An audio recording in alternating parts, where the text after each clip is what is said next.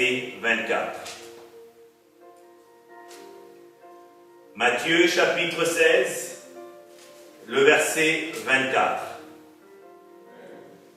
Si quelqu'un dans l'assemblée a trouvé le passage, donc Matthieu chapitre 16, le verset 24, que cette personne puisse la lire ce passage pour la gloire du Seigneur.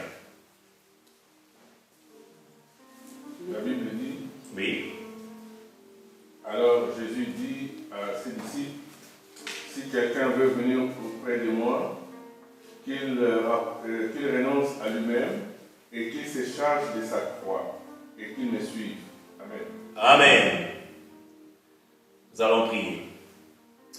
Père éternel, nous voulons te confier ce moment. Nous voulons, Seigneur, nous disparaître et laisser Jésus-Christ le seul être élevé en ces lieux. Nous voulons que ton esprit nous parle. Parce que, Père, nous n'avons pas besoin, Seigneur Dieu, de la pensée d'un homme.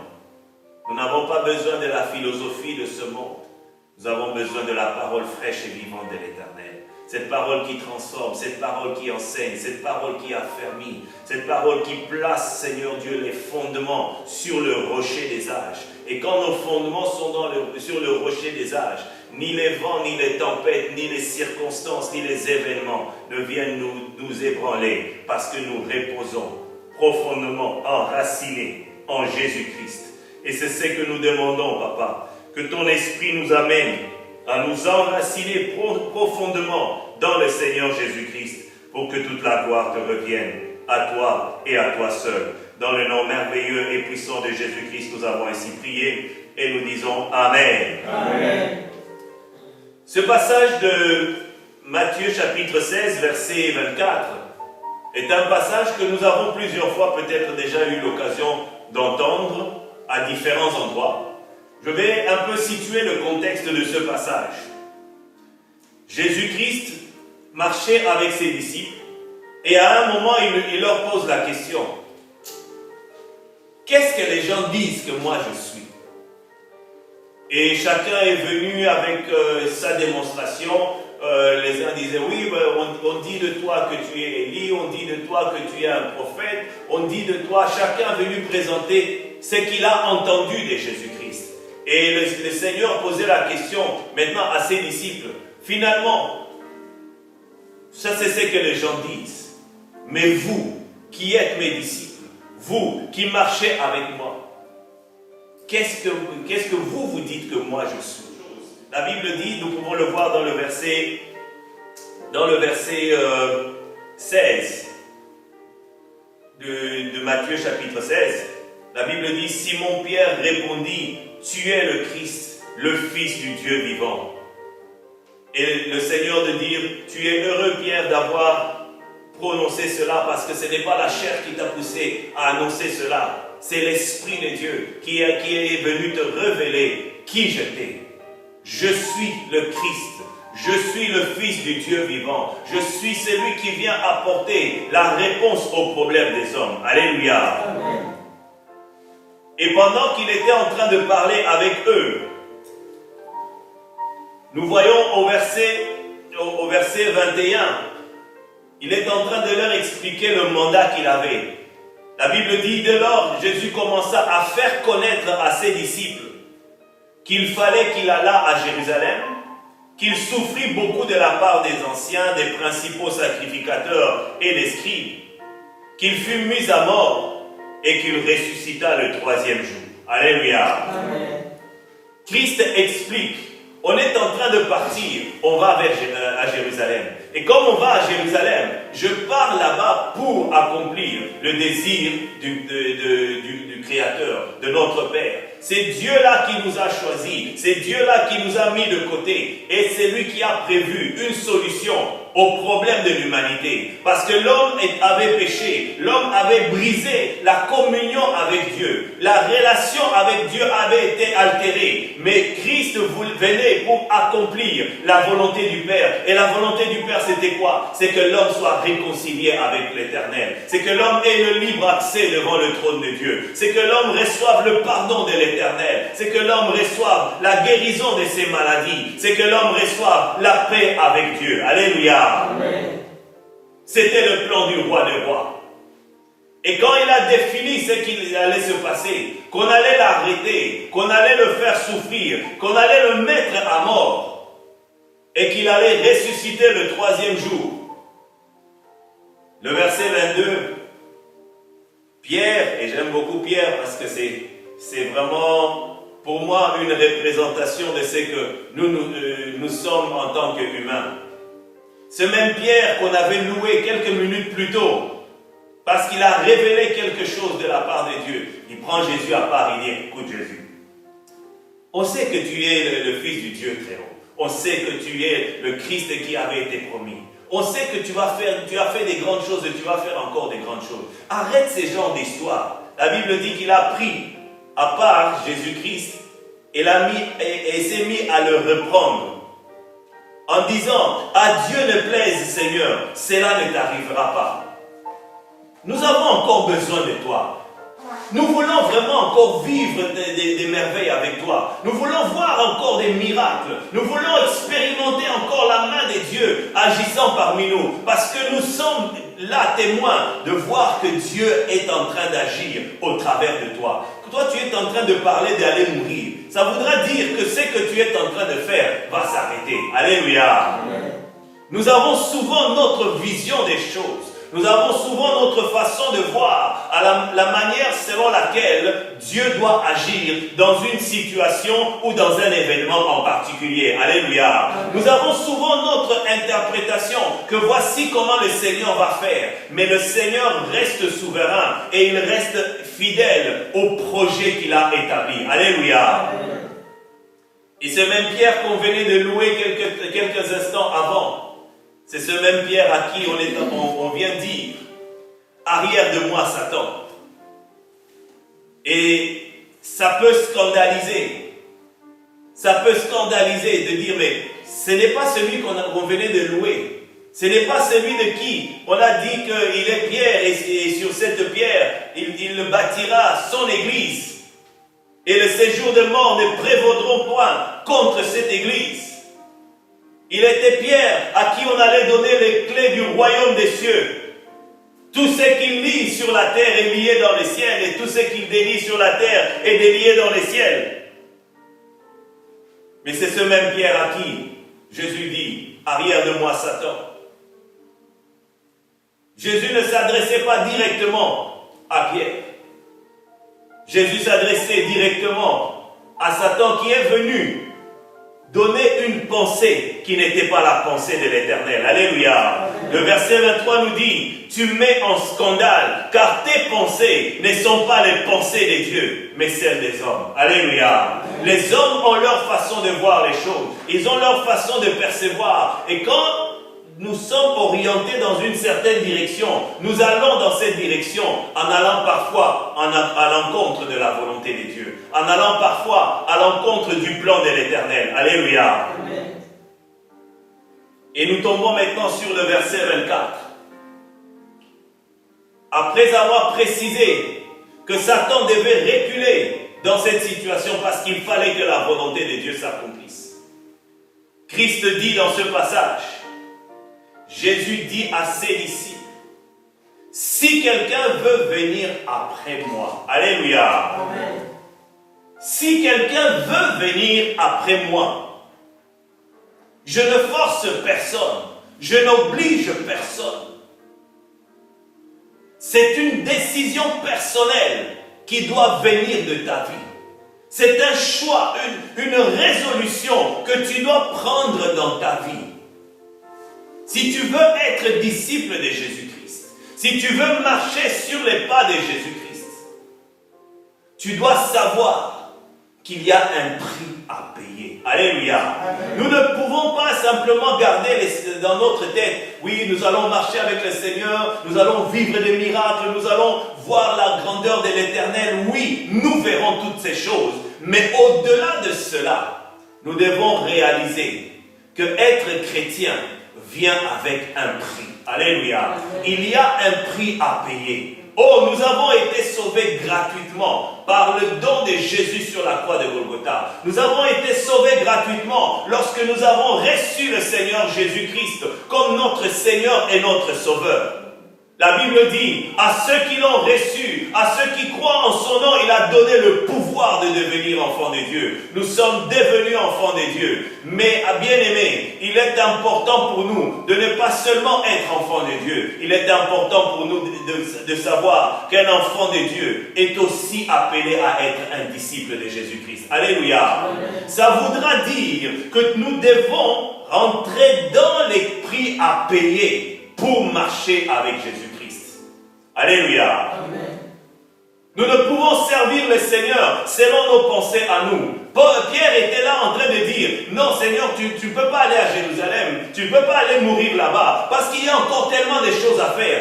Pierre avait déjà peut-être conçu des projets dans sa tête. Il voyait peut-être comment Jésus allait faire des grandes choses. Il allait chasser peut-être les Romains. Il allait peut-être amener une nation, toute Israël, à être là, à le louer, à l'adorer. Il allait peut-être être placé comme un roi dans Israël. Et les gens allaient venir. Et bien sûr, les disciples qui étaient avec Jésus allaient être aux alentours. Il avait sa vision des choses. Il avait sa pensée des choses. Et de la même manière, bien-aimés, nous aussi aujourd'hui, nous servons parfois le Seigneur avec notre façon de voir les choses. Mais la Bible nous dit, le Seigneur dit à ses disciples, si quelqu'un veut venir après moi, je ne te force pas, c'est un choix que tu dois faire.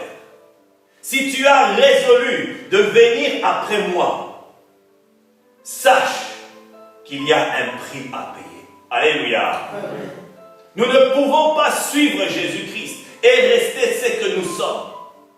Nous ne pouvons pas marcher sur les pas de Jésus-Christ et vouloir vivre notre propre vie à nous. Alléluia. Amen. Voilà pourquoi le Seigneur définit clairement quel est ce prix à payer. Et le premier prix à payer, c'est de renoncer à soi-même. La Bible dit, si quelqu'un veut venir après moi, qu'il renonce à lui-même. Alléluia. Le renoncement à soi-même, le reniement de soi-même, l'abandon de ce qui peut être un droit pour moi, l'abandon de ce qui peut être un avantage pour moi, l'abandon de ce qui peut me faire plaisir, l'abandon de ce qui peut réjouir mon cœur. Alléluia. Amen. Souvent dans notre vie, nous aimons faire les choses que nous aimons. J'aime marcher après avoir mangé, ça me fait du bien. J'aime courir dans le parc, ça me fait du bien. J'aime aller rendre visite à tel frère ou à telle sœur. J'aime, après avoir regardé le programme de la télé, m'asseoir devant un bon programme de match, de football, de catch, de hockey, de peu importe. J'aime bien regarder mon sport. J'aime bien faire ma couture. J'aime bien faire la cuisine. Oh, moi, j'aime bien lire ce qui est écrit sur Internet. Nous avons tous des choses que nous aimons. Nous avons tous des choses que nous préférons. Nous avons tous des choses que nous privilégions parfois. Mais la Bible dit, si nous voulons marcher après Jésus-Christ, nous devons prendre la résolution de laisser nos intérêts en arrière et de privilégier les intérêts de l'Éternel. Alléluia. Amen. Ça voudra dire qu'il y a des choses que nous aimons. Nous devons être prêts à les mettre de côté pour que la gloire de l'Éternel se manifeste. Alléluia. Amen. Il y a des choses que nous vivons personnellement, que nous devons être prêts à lâcher pour que le nom de l'Éternel vienne et soit glorifié. Alléluia. Amen. Nous aimons que les gens nous considèrent d'une certaine façon, mais suivre Jésus-Christ peut parfois nous amener à devenir impopulaires. Alléluia. Et personne n'aime être impopulaire. Tout le monde aime qu'on puisse nous apprécier. Moi, je ne sais pas pour vous, mais moi, j'aime que tout le monde m'apprécie. J'aime que tout le monde dise, ah, en tout cas, il est bien, il est bon, il est comme ceci, il est comme cela. C'est normal, c'est humain. Mais Christ dit, au-delà de ça, tu dois savoir que ce que toi tu aimes doit venir en deuxième ou en troisième position. Alléluia. Ce qui doit primer dans ta vie, c'est d'abord abandonner ton droit afin que mon droit à moi puisse prendre place. Alléluia. Amen. Ça voudra dire que je vais devoir parfois laisser des choses qui faisaient ma force. Je vais parfois devoir abandonner des choses qui étaient des avantages pour moi, pour privilégier ma relation avec Dieu, pour privilégier ma marche avec Dieu, pour privilégier mon cheminement avec Dieu. Alléluia. Amen. Le fait de renoncer à soi-même, ça ne veut pas dire que tu as perdu ta personnalité. Alléluia. Amen. Comprenons-nous bien là-dessus. Le Seigneur n'est pas en train de dire, quand je vous dis de renoncer à vous-même, c'est fini, vous n'êtes plus vous-même, vous n'avez plus aucune existence. Mais la Bible dit que les choses anciennes sont passées et toutes choses sont devenues nouvelles en Jésus-Christ. Alléluia. Ça veut dire que nous devons avoir un renouvellement de pensée. Nous devons avoir un renouvellement de marche. Nous devons avoir un renouvellement d'attitude. Nous devons avoir un renouvellement de comportement. Nous passons du vieil homme pour devenir de plus en plus le nouvel homme. Parce que le nouvel homme a pour seul intérêt la gloire de l'Éternel. Alléluia. Le nouvel homme, et quand je dis le nouvel homme, je parle en termes d'humanité et non pas en termes de genre humain. Le nouvel homme est celui qui recherche ce qui plaît au cœur de Dieu. Et pour cela, si je dois faire quelque chose qui va mettre en danger ma communion avec le Seigneur, je préfère encore ne pas le faire. Les gens attendent que devant une telle situation, que je puisse me fâcher. Je renonce à me fâcher pour que le nom de l'Éternel soit glorifié. Alléluia. Amen. Les gens s'attendent peut-être que je puisse taper sur quelqu'un parce que la personne a calomnié ma vie. Mais je renonce à taper sur la personne. Je renonce à murmurer sur la personne. Je viens devant le trône de Dieu et je viens présenter la personne, dire voilà Seigneur, regarde cette situation. Je vais trouver la personne pour lui dire, j'ai entendu ce que tu m'as dit. J'aimerais savoir c'est quoi le problème exactement. Alléluia. Amen. Personne n'aime être affecté dans sa personnalité, dans son honneur, dans sa popularité. Personne n'aime cela. Mais parfois pour Christ, nous sommes obligés de renoncer à ce qui peut être notre droit, pour que le droit du Seigneur soit élevé. Alléluia. Amen. Tu veux être serviteur de Christ, tu veux être servant de Christ, tu veux marcher sur les pas de Jésus-Christ. Ça voudra dire que tu dois adapter ta vie à ce que Christ est. Alléluia. Amen. Ta vie doit correspondre au modèle de Christ. Ça veut dire que tu dois rechercher l'excellence. Et je veux dire ceci pour tous les aspects de notre vie. Quand j'ai un rendez-vous avec le Seigneur, je suis prêt à lâcher toute chose pour être présent à ce rendez-vous. Alléluia. Amen. Quand je suis en présence avec le Seigneur, dans mon temps de prière, je ne profite pas du temps de prière encore pour essayer de regarder quel est le message qui vient d'entrer. Non, le moment où je suis avec le Seigneur, c'est le moment réservé au Seigneur. Toute autre activité est laissée de côté parce que je veux passer un cœur à cœur avec Dieu. Alléluia. Amen. Oui, le Seigneur sait que nous avons des besoins. Oui, le Seigneur sait que nous avons des attentes. Mais nous devons être prêts à tout laisser de côté pour que le privilège de l'Éternel soit manifesté. Alléluia. Amen. Nous voyons un personnage comme Daniel et ses compagnons qui étaient à Babylone. Ils étaient des jeunes juifs comme des autres juifs qui étaient là, qui avaient été déportés. Ils étaient placés dans la formation pour devenir l'élite de Babylone. On leur a donné des tas de choses. Mais ils étaient prêts à renoncer à ce qui était des avantages pour eux, pour demeurer fidèles à Dieu. Alléluia. Amen. Pendant que les autres étaient en train de manger les excellents steaks qui avaient été grillés, pendant que, je pense encore au barbecue d'hier, pendant qu'ils étaient en train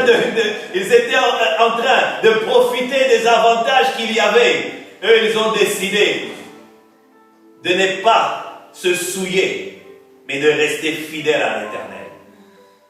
Que leur comportement, leur vie ressemble à ce que l'Éternel attendait d'eux. Alléluia. Amen. Et quand nous renonçons à ce qui peut être nos avantages pour plaire à l'Éternel, pour que l'Éternel soit dans la joie, oh bien-aimé, le Seigneur fait la différence. Il n'abandonnera jamais son enfant qui a renoncé à ses droits pour plaire à l'Éternel. Alléluia. Amen. Il est au contraire celui qui le distinguera. De la même manière que Daniel et ses compagnons ont été distingués, la Bible dit qu'il y avait des sages dans tout le royaume, mais personne n'était aussi sage que Daniel et ses compagnons. Ils vivaient des choses extraordinaires avec Dieu. Et parce qu'ils étaient dédiés à plaire à l'Éternel, parce qu'ils étaient dédiés à ne pas se détourner de l'Éternel, parce qu'ils étaient dédiés à satisfaire l'Éternel, le Seigneur a honoré leur foi. Alléluia. Amen. Aujourd'hui, le Seigneur veut honorer la foi des hommes et des femmes qui servent l'Éternel. Mais aujourd'hui, il y a eu beaucoup de laissés aller dans l'église. Aujourd'hui, je n'ai pas vraiment envie d'aller à l'église, je vais rester. Pourquoi non? Mais non, je n'ai pas vraiment le goût d'y aller. Oh non, j'ai un autre programme, je ne peux pas venir à l'église parce que c'est comme ça. Le Seigneur comprendra. Bien aimé, le Seigneur nous a déjà compris il y a plus de 2000 ans. Il nous a donné Jésus-Christ. Alléluia. Jésus-Christ qui est la solution de toutes choses. Je ne veux pas dire que nous ne devons plus jamais avoir des programmes. Je ne veux pas dire que nous ne devons pas avoir des activités. Mais je veux dire que nous devons d'abord chercher le royaume des cieux. Alléluia. La Bible dit, cherchez premièrement le royaume des cieux. Et tout ce à quoi vous aspirez, le Seigneur pourvoira. La Bible va même plus loin en disant, fais de l'Éternel tes délices. Et il te donnera c'est que ton cœur désire. Alléluia. Amen. Là où tu veux être bien dans ta personne, là où tu veux être bien dans ta vie, dans la vie de ta famille, dans tes études, dans ton travail, dans tes projets, le Seigneur te dit, si tu fais de moi tes délices, si jamais moi je deviens la priorité de ta vie, si jamais ma pensée à moi devient la préoccupation de ta pensée, alors définitivement, c'est que ton cœur désire. Tu vas le voir s'accomplir. Alléluia. Amen. Et tu vas le voir même s'accomplir au-delà de ce que toi tu penses. Parce que quand Dieu bénit, alléluia, amen. Peuple de Dieu, quand Dieu bénit, la Bible dit, on tasse, on secoue, on tasse et ça déborde. Alléluia. Amen. C'est comme ça que le Seigneur agit. Mais le Seigneur n'agit ainsi que pour celui qui est prêt à renoncer à lui-même. Tu ne peux pas avoir un pied dans le Seigneur et un pied dans le monde. Tu ne peux pas avoir un pied dans le Seigneur et un pied dans la culture. Dans notre culture, dans notre famille, c'est comme ça que ça se passe. Non. C'est soit le Seigneur ou pas le Seigneur. Alléluia. Amen. Parce que lorsque tu choisis le Seigneur, engage-toi à fond. Sois prêt à payer le prix. Sois prêt à renoncer à certaines choses. Il y a certaines activités qui ne sont pas mauvaises en soi. Mais lorsque tu es tellement dedans, tu finis par oublier le temps de prière. Tu finis par oublier le temps de méditer la parole de Dieu. Tu finis par petit à petit te laisser imprégner de la pensée de ces activités-là. Alléluia. Aujourd'hui, le monde est de plus en plus en train de s'implanter, de donner ses pensées, de donner sa vision des choses. Les choses hier qui se faisaient dans le secret sont maintenant faites publiquement et avec fierté. On vous dira, oui, c'est notre fierté. Notre fierté à nous, c'est d'honorer l'Éternel. Notre fierté à nous, c'est de nous attacher à ce que la parole de Dieu dit. Seigneur, parce que tu l'as dit, je vais le faire. Alléluia. Amen. Pierre avait dit cela. J'ai péché toute la nuit, je n'ai rien eu. Mais parce que tu l'as dit, je vais le faire. Je sais que je suis fatigué. J'ai besoin du repos. Je sais que je dois rentrer à la maison. Ma famille m'attend. Je sais que j'ai beaucoup de choses à faire. Je dois nettoyer mon filet. Je suis en train de le faire en ce moment. Mais Seigneur, parce que tu as dit que je jette le filet, je vais le faire. En dépit de ma fatigue, en dépit du fait que je n'ai peut-être pas envie, peut-être que j'ai sommeil parce que j'ai travaillé toute la nuit, mais je vais renoncer à mon droit à moi pour obéir à ta parole. Alléluia. Amen. Et obéir à la parole de Dieu est toujours bénéfique. Alléluia. Amen. Et Pierre l'a vécu. Il a récolté tellement de poissons que même les bateaux menaçaient de couler, de s'enfoncer, parce que il avait décidé d'obéir à ce que Dieu lui avait demandé. Il avait renoncé à sa fatigue, il avait renoncé à son expertise, il avait renoncé à tout parce que l'Éternel a parlé. Peuple de Dieu, combien de fois sommes-nous distraits aujourd'hui parce que Dieu parle encore aujourd'hui. Dieu révèle encore le désir de son cœur. Dieu nous révèle sa pensée. Mais parfois nous sommes tellement distraits par ce que nous faisons, par ce que nous pensons, que nous laissons passer beaucoup de choses. Nous voulons voir plus de puissance dans nos vies personnelles, plus d'autorité dans notre vie personnelle. Mais nous ne sommes pas prêts à faire de la place. Alléluia. Amen. Il est important que le Seigneur entre dans notre vie et retire de plus en plus tout ce qui nous empêche de pouvoir courir avec lui, de pouvoir marcher avec lui. Mais il y a certaines choses qui sont devenues des droits gardés de notre vie. Seigneur, touche à tel endroit, mais ce domaine ici ne touche pas. Laisse-moi gérer cela. Et bien aimé, si jamais nous n'avons pas tout remis à Dieu, si nous ne lui avons pas remis 100% de notre vie, c'est comme si jamais nous avons fait une multiplication par 0. Alléluia. Tu peux prendre 1 milliard. 1 milliard de dollars multiplié par 0, ça donne 0. Alléluia. Amen. Et avec le Seigneur, c'est ça. C'est tout ou rien. Quand le temple devait être construit, il devait être construit selon le modèle de Dieu. Moïse devait demander à Bezalel et à son compagnon de bâtir l'arche selon le modèle de Dieu. Non pas selon le modèle que lui il avait, non. Non pas selon la pensée qu'il avait, non. Non pas selon la connaissance qu'il y avait dans tel domaine, non. C'est Dieu qui définissait les étapes. C'est Dieu qui définissait le modèle. Alléluia. Amen. Et aujourd'hui, si nous ne marchons pas selon le modèle de Dieu, nous sommes des personnes qui risquons un jour de nous retrouver devant le Seigneur et le Seigneur de dire, en vérité, je ne t'ai pas connu.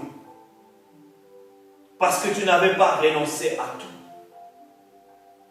Parce qu'il y avait des choses dans ta vie qui étaient beaucoup plus importantes que moi. Dieu est, du verbe haïr, l'idolâtrie.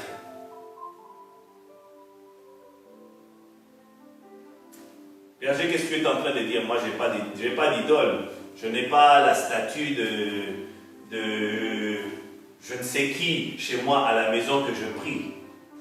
Bien-aimé, ce qui t'empêche d'avoir ce cœur à cœur avec Dieu, ce qui t'occupe au point que tu oublies le Seigneur, ce qui t'occupe au point que tu n'as plus le temps pour le Seigneur, c'est ça qui est devenu l'idole de ta vie. Alléluia. Ça peut être un travail, ça peut être une activité, ça peut être quelqu'un de ta famille, bien-aimé. Quand il y a quelque chose qui a une priorité dans ta vie, au-delà de ce que le Seigneur appelle, au-delà de ce que le Seigneur devrait être, c'est l'idole de ta vie. Et tu es idolâtre. Alléluia. Amen. Et je suis idolâtre lorsque dans ma vie je ne respecte pas cela. Voilà pourquoi Christ dit, tu veux venir après moi, sache qu'il y a un prix. Tu dois renoncer à toi-même. Avant de penser à toi, avant de penser à tes intérêts, interroge-moi d'abord. Que moi je te dise ce que tu dois faire. Que moi je te dise où tu dois aller. Oh, tu peux ne pas aimer à cet endroit-là, mais parce que moi je te dis d'y aller, vas-y. Alléluia. Bon, aujourd'hui, nous voyons beaucoup de gens qui veulent être pasteurs, qui veulent être évangélistes, même des gens qui se donnent le titre des évangélistes, des prophètes, des nations, des différents endroits. C'est bien tout ça. On aimerait être dans les grandes villes. Aujourd'hui, si vous allez dans les grandes villes, c'est là où vous trouvez le plus grand nombre de prédicateurs. Quand vous allez au village, il y a des villages qui n'ont jamais entendu parler de Jésus-Christ. Parce qu'il n'y a personne qui parle là-bas. Et si jamais personne ne parle là-bas, ce n'est pas parce que le Seigneur n'a pas envoyé, mais c'est parce qu'on s'est dit, ah, je vais aller au village où il n'y a pas d'électricité, comment je vais faire? Où je suis obligé le matin d'aller me laver dans la rivière. Ah, non, il ne faut pas quand même exagérer. Nous aimons servir le Seigneur dans un certain confort. Alléluia. Quand ces conditions de confort ne sont pas réunies, on n'a pas envie d'y aller. On n'a pas envie de se retrouver à ces endroits-là. On est même en train de prier, Seigneur, envoie des personnes. Envoie Papa John aller là-bas. En tout cas, tel que je vois Papa John, avec l'interaction qu'il a avec les gens, il sera parfait là-bas. Mais si Dieu a décidé que ce soit toi et non Papa John, c'est toi qui dois y aller. Et si tu n'y vas pas, le travail du Seigneur est en attente. Alléluia. Tu n'es pas différent de cet ouvrier qui a reçu le talent et qui l'a enterré. Combien de gens ont enterré l'appel de Dieu à faire quelque chose, à opérer quelque chose, parce que cela ne leur convenait pas.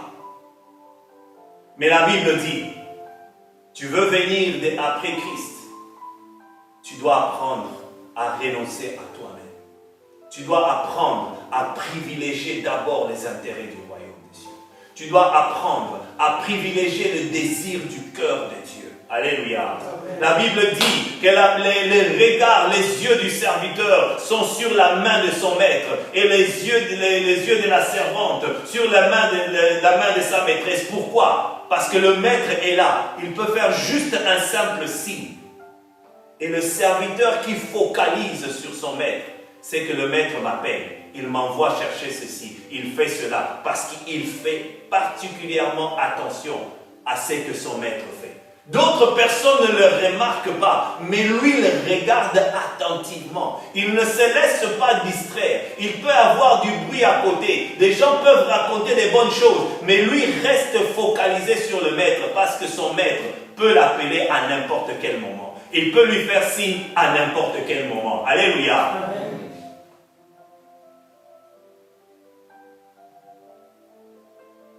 Si nous ne sommes pas prêts à renoncer à nos propres conforts, nous ne serons pas prêts pour le service de l'Éternel. Alléluia. Amen. Nous ne serons pas prêts à marcher avec le Seigneur.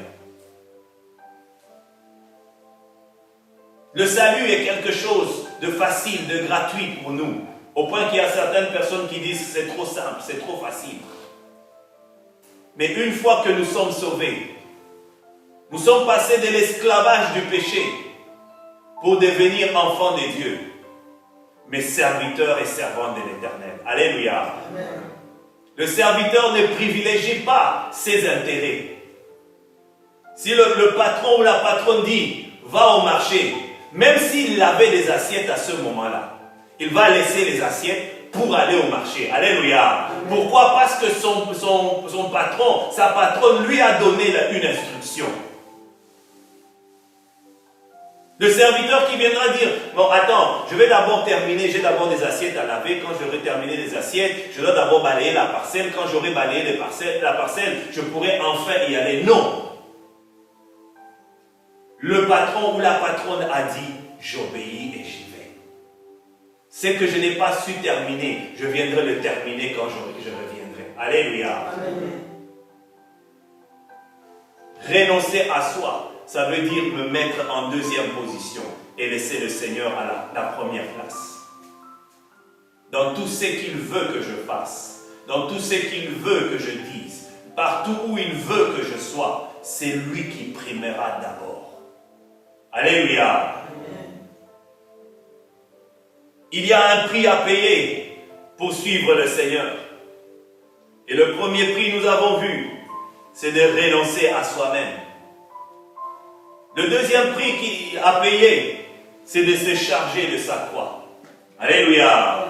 Aujourd'hui, quand on parle de la croix, nous voyons le salut en Jésus-Christ, nous voyons la victoire sur le péché, nous voyons la gloire de l'Éternel se manifester. Parfois, dans certaines églises, vous voyez de la croix, vous voyez des gens qui portent des chaînettes avec des petites croix pour indiquer qu'il y a une appartenance quelque part avec Dieu, pour marquer un salut que nous avons reçu lorsque Christ est mort sur la croix. Alléluia. Amen. Aujourd'hui, les chrétiens, quand on parle de la croix, a une image très positive de ce que la croix est. Mais à l'origine, la croix était synonyme de la honte. La croix était synonyme du déshonneur. La croix était synonyme de l'humiliation. Alléluia. Amen.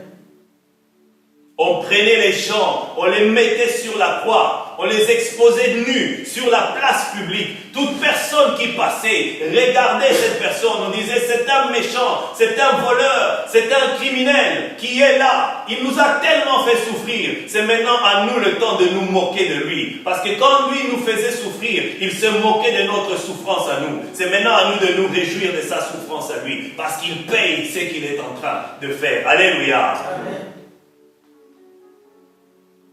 Il ne suffit pas simplement de mettre Christ en premier après avoir renoncé à notre propre vie. Il s'agit de porter la croix. Être chrétien, c'est parfois être incompris. Alléluia. Amen. Être chrétien, c'est parfois être impopulaire. Être chrétien, c'est parfois être méprisé. Il y a des pays où c'est tellement difficile de vivre sa vie chrétienne normalement. Il suffit qu'on apprenne que tu es chrétien pour qu'on te tue. Je connais le témoignage d'un frère qui était musulman à l'origine, qui lorsqu'il a décidé de donner sa vie à Christ, sa famille a renoncé à lui. Lui qui était dans une famille où il y avait, je crois, 10 ou 12 enfants dans la famille, où il y avait son père, il y avait sa mère, et les autres épouses de son père, où il y avait les oncles, les tantes, tout le monde était là. Et c'était des gens qui étaient bien aisés, qui subvenaient aux besoins de la famille. Il s'est retrouvé tout seul, sans aucune ressource, sans aucune aide de personne.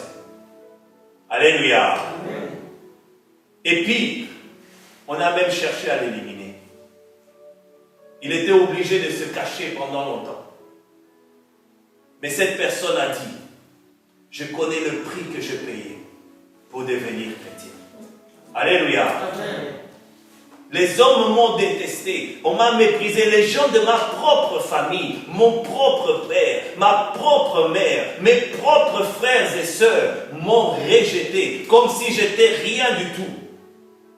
Mais je ne renonce pas à ces dieux-là. Alléluia. Amen. Je suis prêt à le suivre. Même si je dois y aller seul, je vais y aller seul. Même si jamais les gens vont me mettre des obstacles sur la route, je vais le suivre pareillement. Combien de fois des chrétiens aujourd'hui baissent les bras dès qu'ils rencontrent une adversité? Dès qu'il y a un problème, on dit non, c'est fini. Moi, je vais arrêter de prier, je vais arrêter. D'ailleurs, même quand je ne priais pas, je ne vivais pas des choses pareilles. Mais depuis que j'ai commencé à prier, on dirait que tous les problèmes du monde sont décidés de venir frapper à ma porte. On dirait que j'étais mieux quand je ne croyais même pas, quand je ne priais pas. Je n'avais pas tous les problèmes que j'ai maintenant. Parce que suivre Jésus-Christ sur cette terre n'est pas une chose qui est acceptée. Et ça sera de plus en plus difficile. Parce que de plus en plus, le mal est en train de s'installer. Le péché est en train de s'installer. Où vivre les choses de Dieu sont regardées bizarrement. Alléluia. Amen. Tu dis, je ne veux pas tromper ma femme parce que je crains l'Éternel et parce que j'aime ma femme. Et les gens te regardent bizarrement. Est-ce qu'il est normal cet homme? Comment il peut dire des choses pareilles? On finit par te faire passer pour quelqu'un d'anormal. On finit par te faire passer pour quelqu'un de malade. Alléluia. Amen. Les valeurs de la parole de Dieu sont bafouées. On finit par t'appeler non plus chrétien. On dit, oh, c'est un crétin. Alléluia. Amen. Je me souviens de la première fois qu'on m'a dit, ah, tu es crétin. Ça m'avait choqué. Je n'ai pas su quoi répondre. Parce que on m'insultait que j'étais crétin, que j'étais un idiot, que je n'étais vraiment pas intelligent de prendre de telles choses. Je me souviens, un de mes collègues de classe qui me regardait, il dit, tu crois à ce genre de choses? Comme si jamais j'étais vraiment un demeuré. Comme si j'étais quelqu'un qui est resté un petit enfant et qui n'a pas découvert que la vie avait d'autres réalités. Alléluia. Amen. On te critiquera pour Christ. On te méprisera pour Christ. La croix n'est pas seulement synonyme de ta victoire en Jésus-Christ. La croix est aussi la part de l'humiliation que tu pourrais recevoir parce que tu as décidé pour Christ. Alléluia. Amen. Voilà pourquoi Christ dit à ses disciples, si quelqu'un veut venir après moi, il doit savoir qu'il y a parfois des moments difficiles. Qu'à certains moments, tu vas porter des épines sur ta tête et dans ta chair. Alléluia. Amen. À certains moments, tu vas être méprisé, mais que cela ne te décourage pas. Que cela ne t'amène pas à renoncer. Mais que cela t'amène au contraire à t'engager encore davantage. Alléluia. Amen. Nous voyons les Paul et Silas qui sont en train de louer le Seigneur. On les a frappés, on les a battus, on les a emprisonnés. Mais ils sont en train de louer le Seigneur dans la prison. Pourquoi? Parce qu'ils ont eu le plaisir de servir le Seigneur. Alléluia. Amen. Oh, on m'a fait souffrir à cause de Christ. Oh, Dieu soit glorifié pour cela.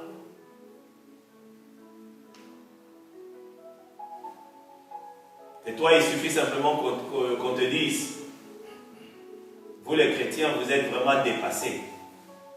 Et là, tu te sens vraiment mal à l'aise.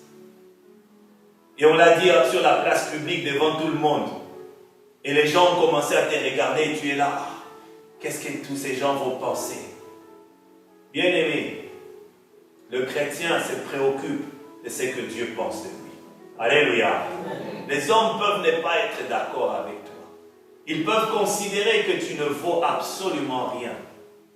Mais la Bible dit, si Dieu est pour nous, qui sera contre nous? Alléluia. Amen. Si le Seigneur est d'accord avec toi, même si le monde entier est contre toi, ce n'est pas un problème parce que celui qui défendra ta cause est celui qui est d'accord avec toi. Alléluia. Amen. Et beaucoup de chrétiens aujourd'hui utilisent cette phrase, si Dieu est pour nous, qui sera contre nous? Nous voyons même des autocollants, nous voyons même des slogans qui sont lancés dans ce sens-là. Il suffit qu'il y ait quelque chose. Ah, si Dieu est pour nous, qui sera contre nous? Bien-aimé, assure-toi d'abord que Dieu est pour toi. Alléluia. Parce que si Dieu n'est pas d'accord avec toi, il ne sera pas pour toi.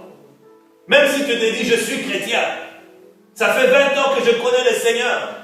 Ça fait 50 ans que je connais le Seigneur. Ce n'est pas ça qui importe. Ce qui importe, c'est que tu sois en règle avec le Seigneur. Que tu sois en accord avec le Seigneur. Parce que la Bible dit que tu ne peux pas avancer avec le Seigneur si le Seigneur n'est pas d'accord avec toi. Deux personnes ne peuvent pas marcher ensemble si elles ne se sont pas mises d'accord au préalable. Si tu n'es pas d'accord avec ce que Dieu a dit, ce que Dieu attend de toi, si tu n'es pas d'accord avec lui, il ne marchera pas avec toi. Alléluia. Amen. Et c'est comme ça que nous voyons beaucoup de chrétiens vivoter, survivre, sans jamais voir la main de l'Éternel dans leur vie. Parce que quelque part, le Seigneur dit, je ne suis pas d'accord avec toi. Tu dois d'abord renoncer à cette attitude. Tu dois renoncer à ce comportement. La colère que tu as, tu dois renoncer à cela. L'indifférence que tu as, tu dois renoncer à cela. Alléluia. Amen. La croix est aussi synonyme de l'humiliation. Savoir que si nous marchons avec Christ, nous allons entendre des choses. Parce que le diable s'élèvera, le monde s'élèvera, notre propre chair se lèvera pour dire, mais écoute, c'est la prière matinale, dors un peu, c'est pas grave. Le Seigneur comprendra. Tu pourras te rattraper la prochaine fois. Alléluia. Amen.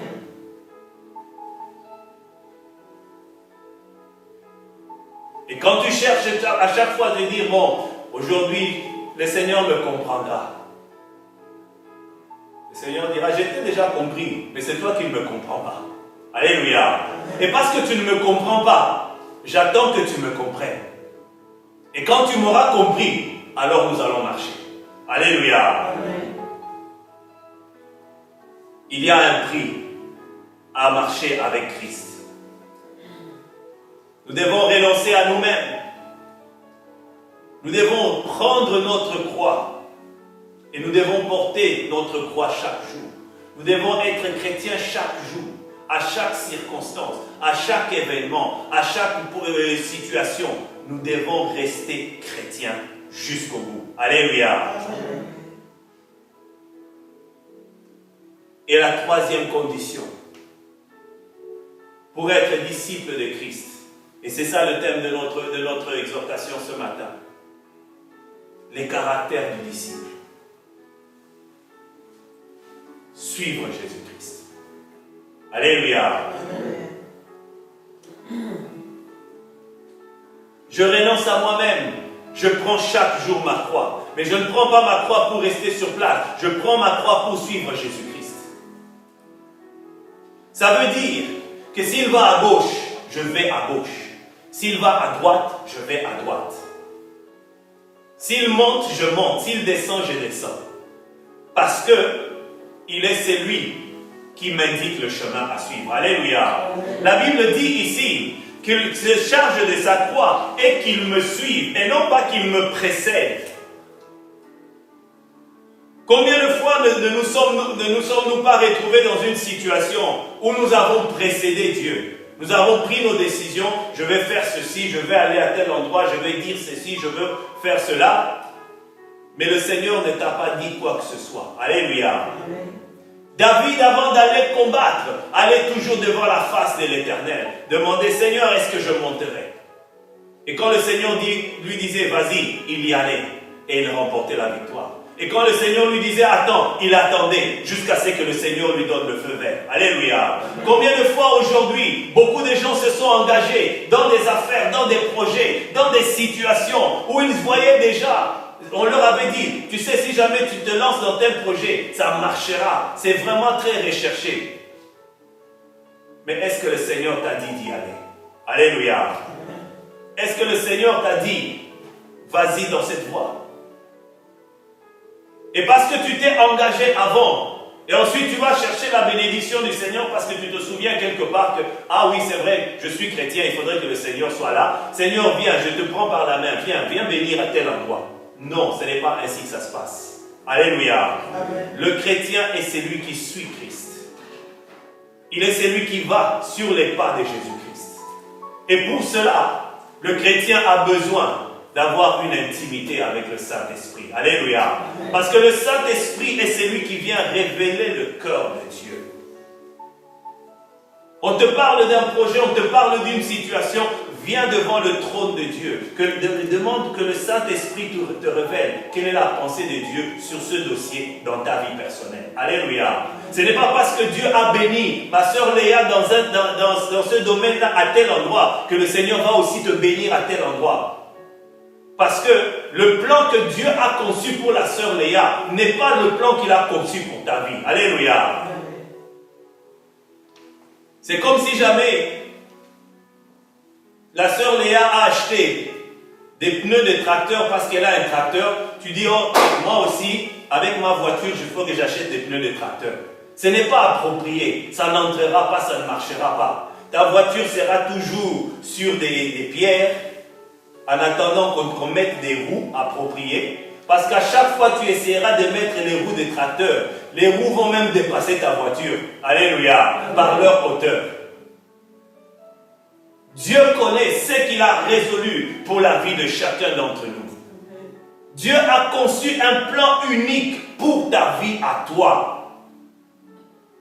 Et parce que Dieu a conçu un plan unique pour ta vie à toi, arrête de pleurer de ce que ça se passe bien chez les autres quand ils se lancent là-bas et chez toi ça ne se passe pas. Parce que ce n'est pas là que le Seigneur te veut. Alléluia. Le Seigneur veut te distinguer dans ce qu'il va faire dans ta vie. Et quand il fera dans ta vie, les gens vont te regarder. Waouh, le Seigneur a fait ceci dans la vie de ma soeur Mado. Formidable, que la gloire soit rendue à l'Éternel. Alléluia. Amen. Parce que la sœur Mado, l'Éternel s'est assis et a conçu un programme spécial, des projets spéciaux pour sa vie à elle. Alléluia. Et il a fait avec chacun de ses enfants. Et parce qu'il a fait avec chacun de ses enfants, va le consulter. Seigneur, c'est quoi ton agenda? C'est quoi ton plan? C'est quoi tes projets? Alléluia. Amen. Et quand tu viens ainsi devant le Seigneur commence à te révéler au fur et à mesure ce qu'il a prévu pour toi. Et quand tu sais ce que le Seigneur a prévu pour toi, même si jamais il s'agit de passer par la vallée de l'ombre de la mort, tu sais que ce Dieu-là qui t'a envoyé par ce chemin-là est celui qui marche avec toi. Il est celui qui te sortira de cet endroit pour te faire arriver à destination. Alléluia. Amen. Comme Israël, nous avons aussi nos déserts à nous. Mais les déserts ne sont pas les destinations que Dieu a prévues pour nous. Mais pendant le désert, comme nous l'avons vu il y a quelques semaines, le Seigneur veillera à ce que tu reçoives chaque jour ta manne. Que tu reçoives chaque jour le nécessaire jusqu'à ce que tu entres dans sa promesse. Alléluia. Amen. D'où l'importance que nous avons de suivre Jésus-Christ. De suivre le plan de l'Éternel. De venir devant le Seigneur. Ok, c'est toi qui connais le chemin. C'est toi qui connais la destination. C'est toi qui connais la voie. Je vais te suivre. Alléluia. Et lorsque ton cœur a cette résolution-là, le Seigneur élèvera des colonnes de nuées dans tes journées du désert et tu sauras la direction. Il élèvera des colonnes de feu dans la nuit de tes déserts pour que tu saches dans quelle direction aller. Et il te fera arriver à destination. Alléluia. Amen. Aujourd'hui, c'est facile d'être chrétien. Reçois Jésus-Christ et tu seras sauvé. Oui. Mais une fois que tu es sauvé, dis aussi à la personne que suivre Jésus-Christ a un prix à payer. Alléluia. Amen. Ça voudra dire que tu ne vis plus ta vie, mais tu vis la vie de Christ. Ça voudra dire que tu dois laisser de côté parfois certaines choses que tu aimais pour plaire à l'Éternel. Ça voudra dire que tu dois rester derrière Jésus tous les jours de ta vie. Pas certains jours, pas certaines heures, mais tous les jours. 24 heures sur 24, 7 jours sur 7. Alléluia. La vie chrétienne, c'est une vie de tous les jours et de chaque instant. 7 jours sur 7, 24 heures sur 24, tu es là. Chrétien jusqu'au bout. Fidèle jusqu'au bout. Obéissant jusqu'au bout. Pas de temps en temps. Alléluia. Amen. Quand les disciples ont compris qui était Jésus-Christ, ils étaient dans la joie de savoir qu'il est le Christ, le Fils de Dieu, celui qui vient sauver. Et quand Christ leur indique quel est son agenda, ça ne correspondait plus à ce qu'ils attendaient. Alléluia. À un autre moment plus tôt, il y avait plein de gens qui suivaient Jésus parce qu'il faisait des miracles. Et quand Jésus a fini par leur dire certaines choses qui les ont scandalisés, ils sont partis. Et Jésus de poser la question à ceux qui étaient restés, il disait, vous ne partez pas non plus. Alléluia. Amen. Le Seigneur a besoin des hommes et des femmes qui savent pourquoi ils suivent Jésus-Christ. Alléluia. Amen. Ne le fais pas parce que quand j'étais enfant, on allait à l'église. Non, ce n'est pas une bonne raison. Tu dois avoir un cœur à cœur avec Dieu. Savoir qu'il y a un prix à payer. Mais le salaire en vaut la peine. Alléluia. Amen. Le salaire en vaut la peine. Tu engages quelqu'un pour couper les arbres qu'il y a dans ton champ, pour retourner la terre, pour retirer les mauvaises herbes, etc. C'est un travail pénible. Mais à la fin, il y a un salaire. Suivre Jésus-Christ a un salaire. Et vous savez ce qu'il y a de merveilleux. C'est que c'est lui qui établit ton salaire et qui te donne ton salaire. C'est l'Éternel des armées. Le créateur du ciel et de la terre. C'est lui qui est le maître de toute la terre et de tout ce qu'elle renferme. Le Dieu qui a créé toutes choses, qui peut appeler à l'existence même les choses qui n'existent pas. Le Dieu qui a à cœur les meilleurs intérêts pour ta vie. Il attend de toi et de moi, bien-aimés, que nous ayons aussi à cœur de meilleurs intérêts pour lui. Alléluia. Amen. Tu es chrétien, gloire à Dieu. Tu proclames que Christ est ton sauveur et ton Seigneur, gloire à Dieu. Mais vis alors selon les attentes de l'Éternel. Comporte-toi selon les attentes de l'Éternel.